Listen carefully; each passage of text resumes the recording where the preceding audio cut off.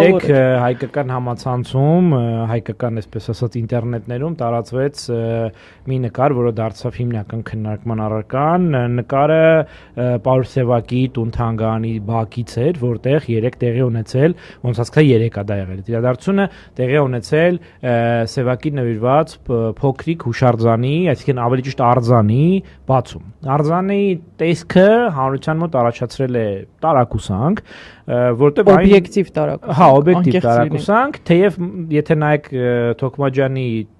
քանդակագործ Թոքմաջյանի մնացած գործերին, կտեսնեք, որ ինքը շատ չի գնացել այսպես հեռու իր ոճից, հիմա ես չեմ ուզում քննադատել լավ է կամ վատ է, բայց իսկապես արձանը տարօրինակ է, այսպես